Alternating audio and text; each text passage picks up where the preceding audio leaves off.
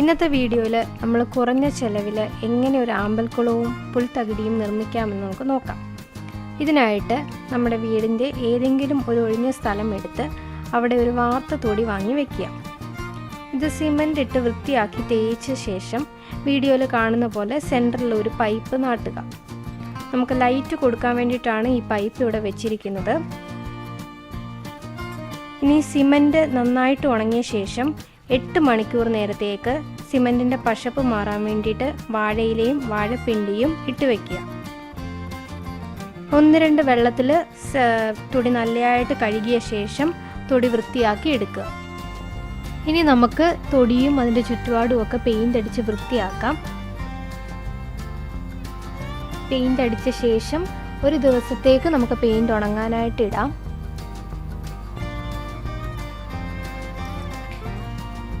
Paint ഉണങ്ങിയതിന് ശേഷം ഇനി നമുക്ക് വാങ്ങി വെച്ച പുൽത്തകിടികളിൽ ഓരോന്നായിട്ട് പാകി കൊടുക്കാം. സ്ഥലത്തിൻ്റെ ലഭ്യതയ്ക്കനുസരിച്ച് പുൽത്തകിടി കട്ട് ചെയ്താണ് നമ്മൾ പാകേണ്ടത്.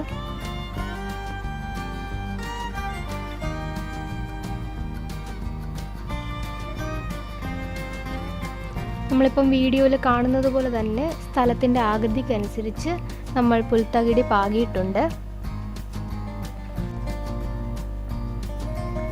ഇപ്പോൾ നമ്മൾ നമ്മുടെ കൈവശമുള്ള പുൽത്തകിടികളെല്ലാം പാകി കഴിഞ്ഞു. ഇനി നമുക്ക് ഇതിൻ്റെ ലൈറ്റിങ്ങിൻ്റെ സംവിധാനങ്ങളാണ് ചെയ്യുവാനുള്ളത്.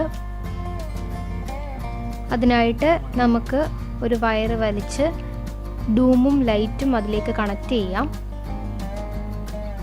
ഇപ്പം നമ്മൾ ഡൂമും ലൈറ്റും കണക്ട് ചെയ്ത് കഴിഞ്ഞു. രാത്രി സമയങ്ങളിൽ ഈ ലൈറ്റ് ഇടുമ്പോൾ നമുക്ക് നമ്മുടെ തൊടിക്ക് നല്ലൊരു ആംബിയൻസ് തന്നെ ലഭിക്കുന്നതാണ്.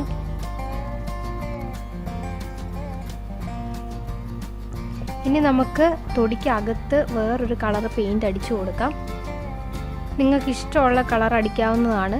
നമ്മളിവിടെ ഒരു ലൈറ്റ് പിങ്ക് കളറാണ് തൊടിക്കകത്ത് അടിച്ചിരിക്കുന്നത്. ഇനി അത് നമുക്ക് നന്നായിട്ട് ഉണങ്ങാനുള്ള സമയം കൊടുക്കാം. ഇനി ഈ പുല്ലിനിടയിലുള്ള നമുക്ക് കാണാൻ കഴിയുന്ന ഗ്യാപ്പുകളൊക്കെ നമുക്ക് പൊടിമണ്ണ് ഉപയോഗിച്ച് ഫില്ല് ചെയ്യാം.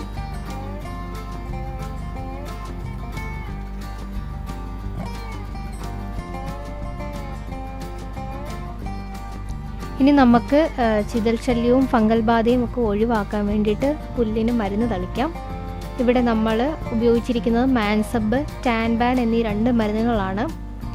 ഇത് 1 ലിറ്റർ വെള്ളത്തിൽ നന്നായിട്ട് മിക്സ് ചെയ്യുക. ഇനി നമുക്ക് തൊടിയുടെ അടിവശത്തേക്ക് കഴുകിയ മെറ്റലുകളിൽ ഇട്ട് കൊടുക്കാം.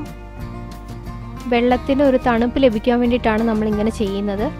അതിനുശേഷം നമ്മൾ വാങ്ങി വെച്ച ആമ്പൽച്ചെടി വെള്ളത്തിലേക്ക് ഇറക്കി വയ്ക്കാം. ഇനി നമ്മൾ കുറച്ച് പൈപ്പുകൾ എടുത്ത് ഇതേ മാതൃകയിൽ കണക്റ്റ് ചെയ്ത് തൊടിയുടെ ഒരു സൈഡിലായിട്ട് നമുക്ക് കൊടുക്കാം. തൊടിയിൽ അധികം വരുന്ന വെള്ളമൊക്കെ പുറത്തു പോകാൻ വേണ്ടിയിട്ടാണ് നമ്മൾ ഇങ്ങനൊരു സംവിധാനം ചെയ്തിരിക്കുന്നത്.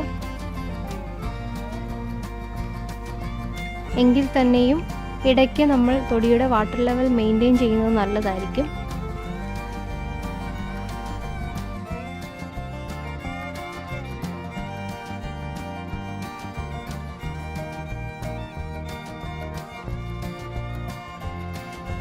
ഇനി നമ്മൾ വാങ്ങി വെച്ച കോഴിക്കാർപ്പ് മീനുകളെ നമുക്ക് വെള്ളത്തിലേക്ക് ഇട്ട് കൊടുക്കാവുന്നതാണ്. നമ്മൾ ഏകദേശം 3 പെയർ മീനാണ് ഇവിടെ വാങ്ങിയിരിക്കുന്നത്. ഇനി പകൽ സമയത്ത് കൊക്ക് തുടങ്ങിയ പക്ഷികളൊന്നും നമ്മുടെ മീനിനെ കൊത്തിക്കൊണ്ട് പോകാതിരിക്കാൻ വേണ്ടിയിട്ട് പ്രൊട്ടക്ഷനായിട്ട് ഒരു പഴയ വല ഈ രീതിയിൽ ഇട്ട് കൊടുക്കുന്നത് നന്നായിരിക്കും. പുല്ലിന് നിങ്ങൾ കൃത്യമായിട്ട് വെള്ളം ഒഴിക്കേണ്ടതും അതുപോലെ തന്നെ മീനിന് കൃത്യമായ ഇടവേളകളിൽ തീറ്റയും കൊടുക്കേണ്ടതാണ്. ഇന്നത്തെ ഈ വീഡിയോ നിങ്ങൾക്ക് എല്ലാവർക്കും ഇഷ്ടപ്പെട്ടെന്ന് ഞങ്ങൾ വിശ്വസിക്കുന്നു. വീഡിയോ ഇഷ്ടപ്പെട്ടാൽ നിങ്ങൾ ലൈക്ക് ചെയ്യുക, ചാനൽ സബ്സ്ക്രൈബ് ചെയ്യുക. അതുപോലെ തന്നെ നിങ്ങളുടെ നിർദ്ദേശങ്ങൾ കമൻറ്റായി രേഖപ്പെടുത്തുക. Thank you.